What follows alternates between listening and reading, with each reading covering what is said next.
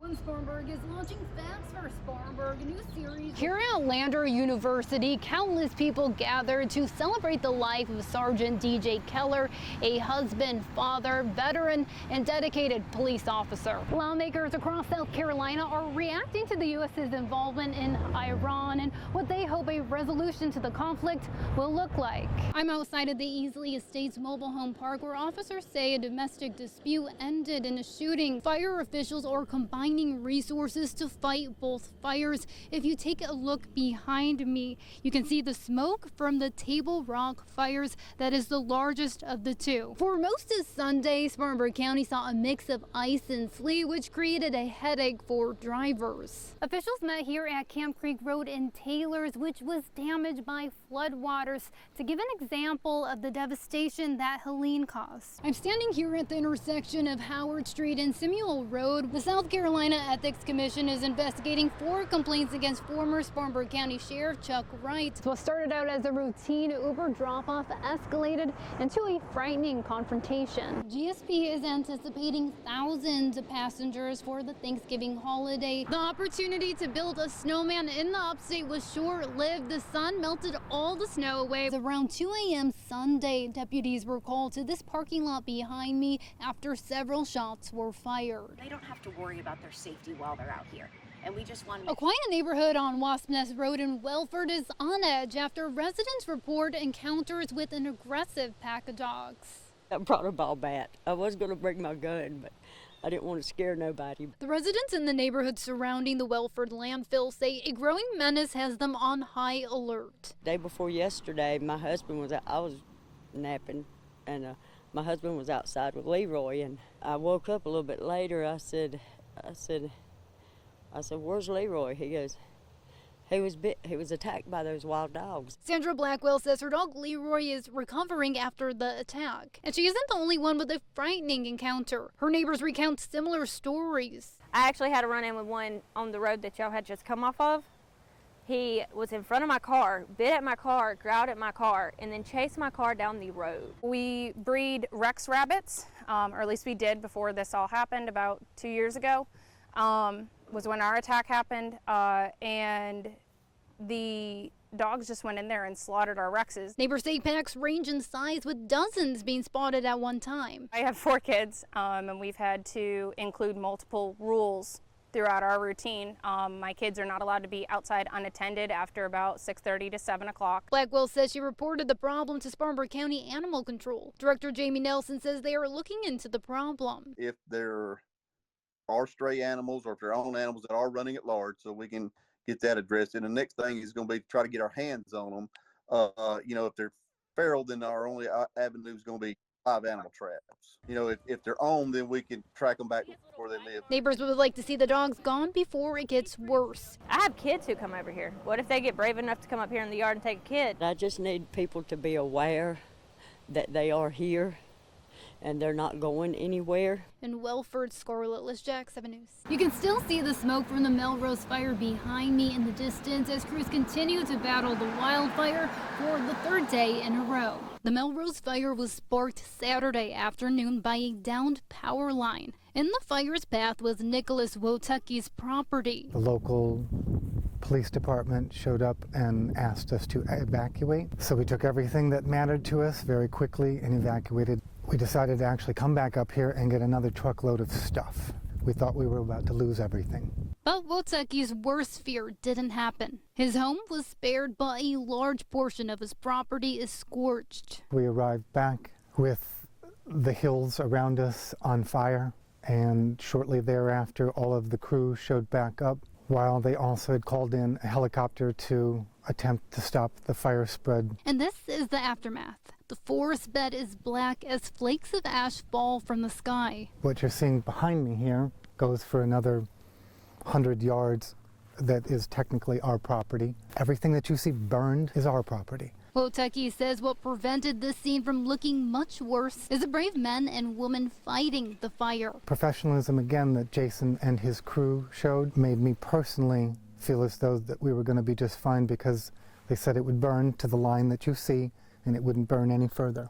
And that's exactly what happened. this fire would have gotten completely out of control and ravaged all the way to 26. Without their understanding of how this fire was going to react and act, this whole valley could have been decimated worse than it has already been because of Helene. The evacuation orders that were in effect over the weekend are now voluntary. Reporting in Polk County, Scarlett Lisjak, 7 News.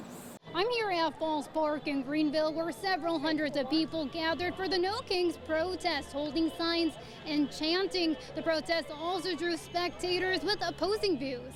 As the sun beat down on Falls Park, this is what democracy looks like! Hundreds piled into the amphitheater, carrying homemade signs, megaphones, and some dressed in costumes. I think this is the biggest protest we have ever seen in Greenville County. It's all a part of the No Kings demonstrations happening nationwide over the weekend. With technology, it's actually really easy to do this.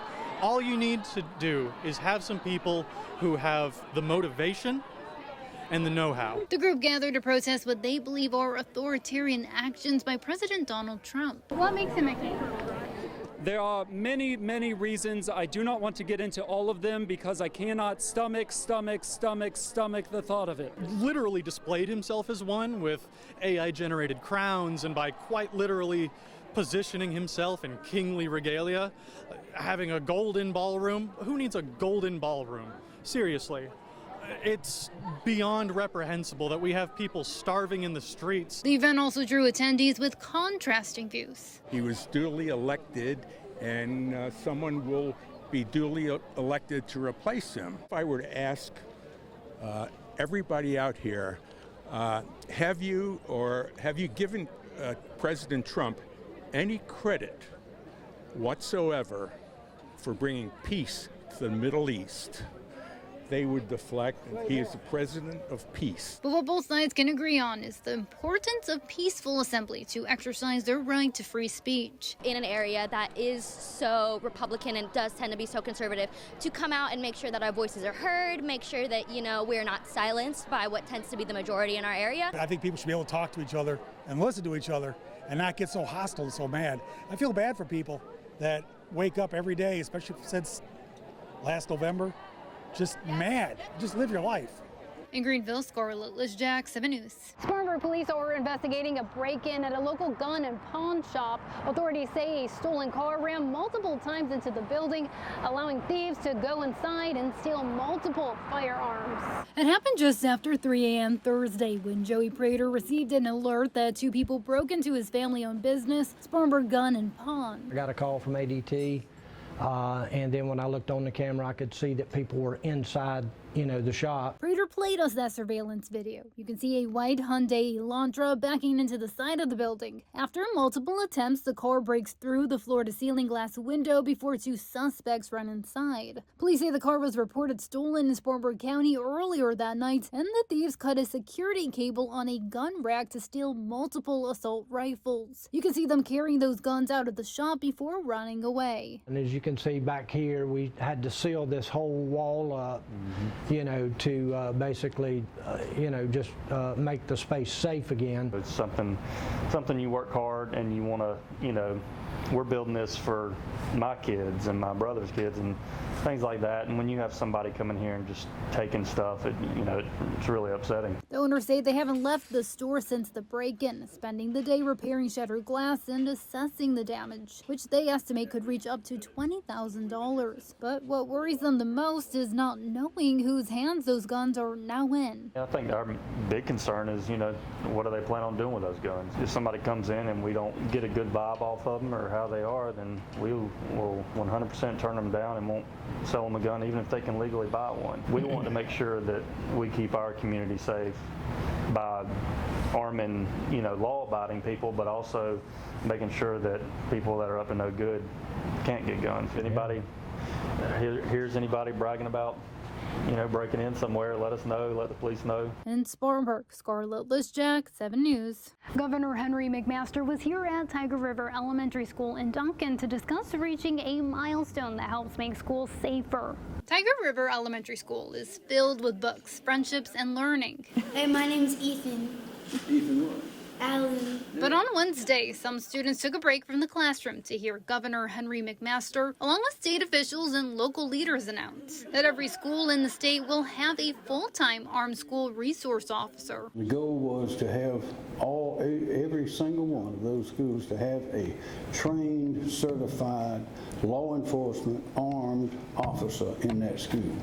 Not a retired police officer, not a retired military person, someone who is trained in school safety. Back in 2018, leaders say the state had just 406 SROs across 1,283 public schools. Since then, funding has ramped up. We're told at the beginning of this school year, only 177 schools remained without an SRO. But with $29.4 million from the General Assembly, those remaining positions can now be filled. You can't just go and find somebody and say, hey, here's some money, be a school resource officer.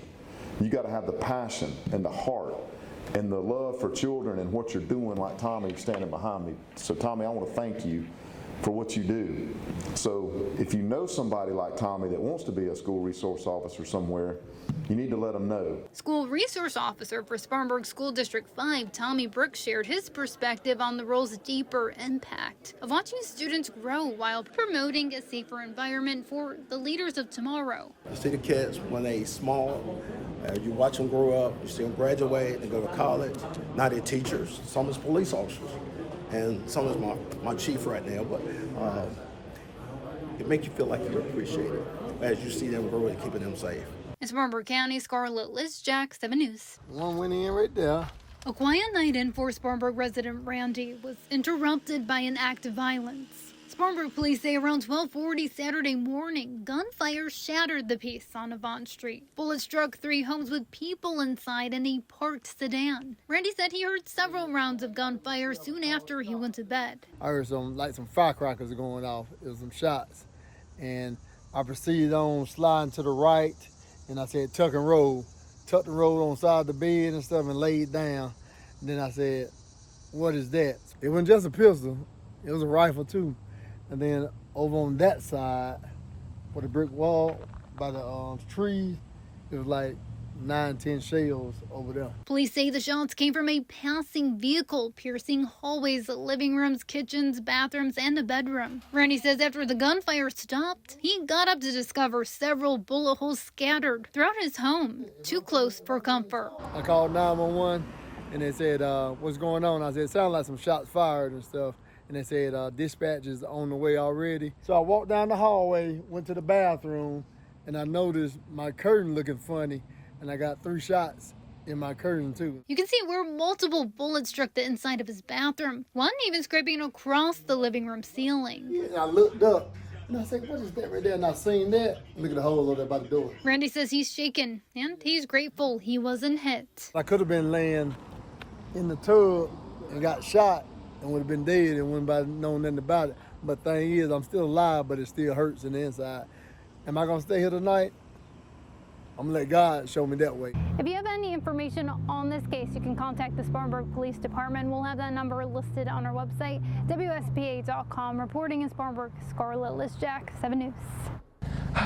It's terrifying. It makes my heart beat really fast. What started out as a normal night I was driving on the interstate, leaving a show. ended in violence. There's just, some holes in my arms. An upstate musician says he was driving on I-85 Saturday night when he noticed some suspicious behavior. A car pulled up behind me and acting very, ready and eager to get around me. I got over and let them pass.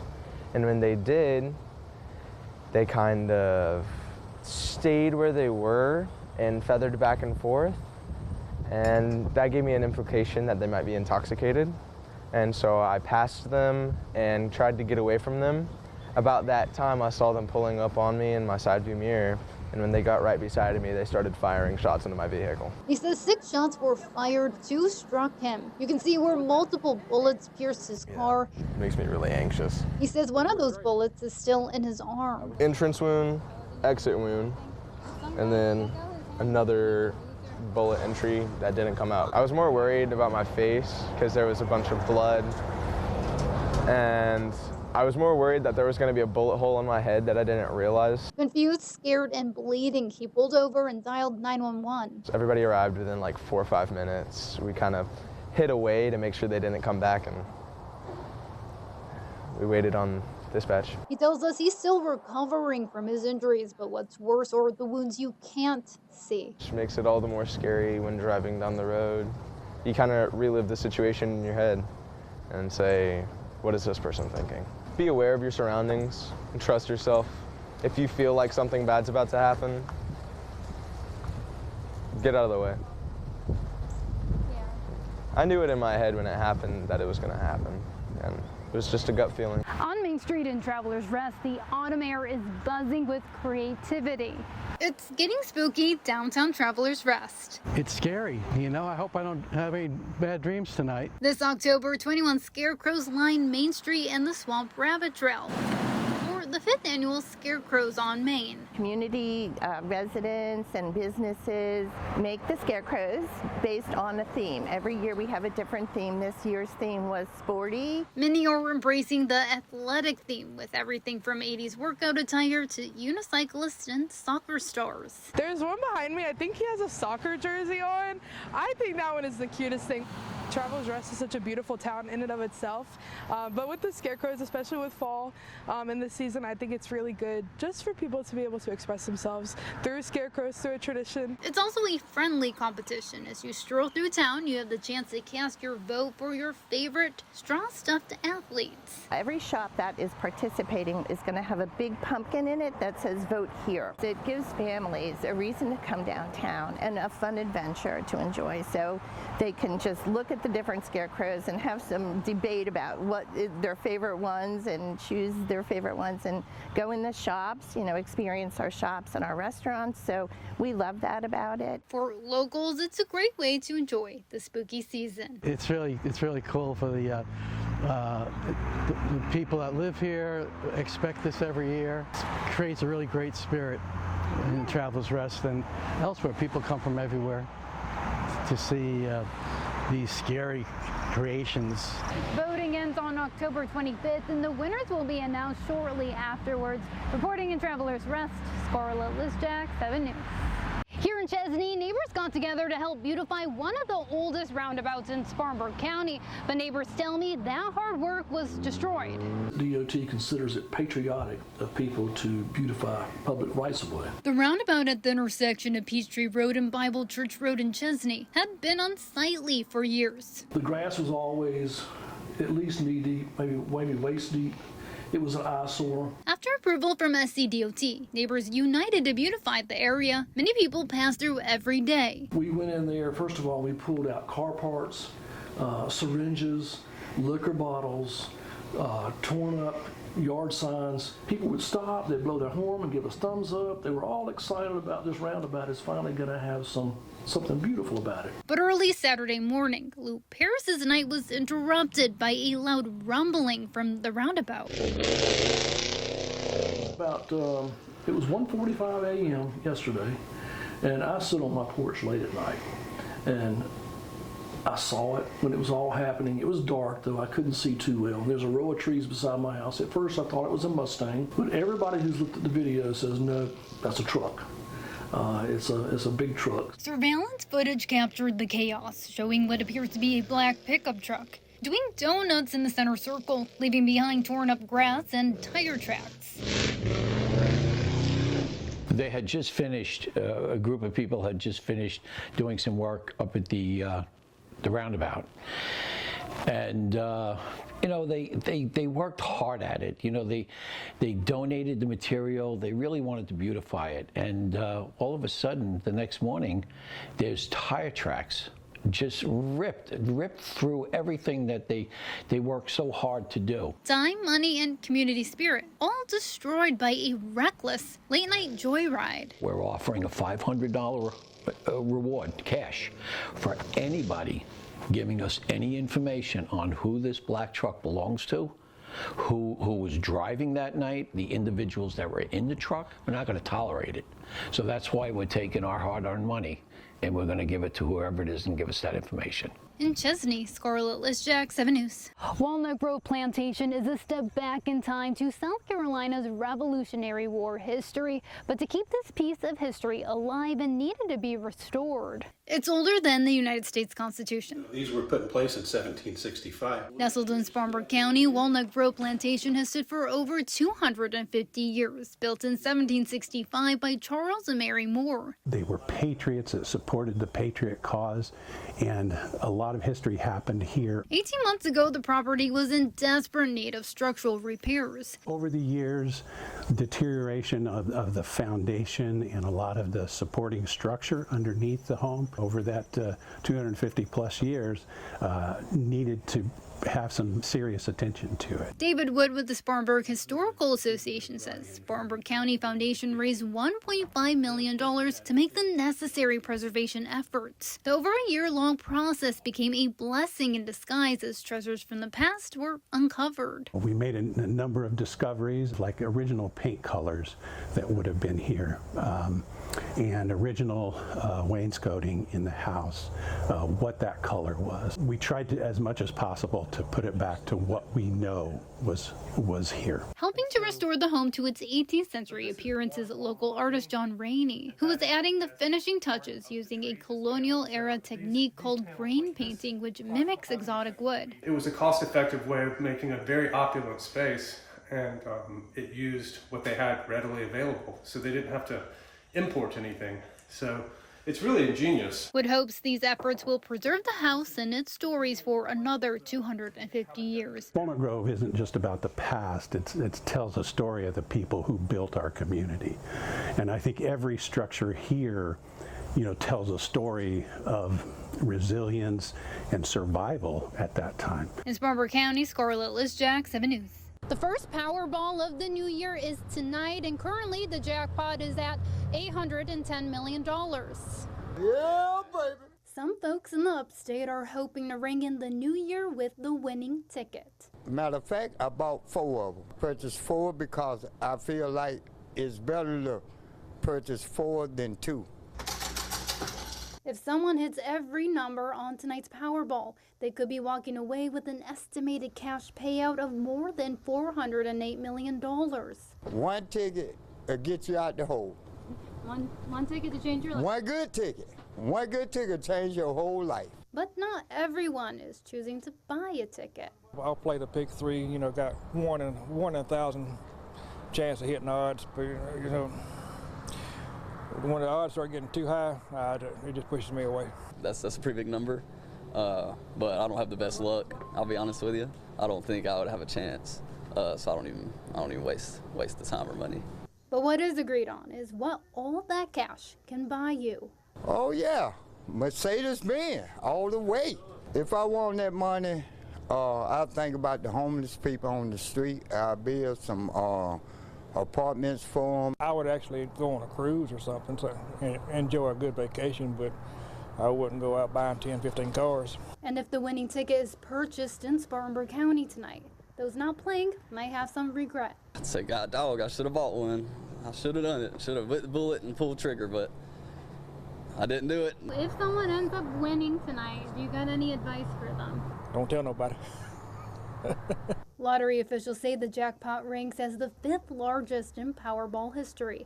The big drawing will be tonight at 10:59 p.m. In Spartanburg, Scarlett Lisjak, 7 News.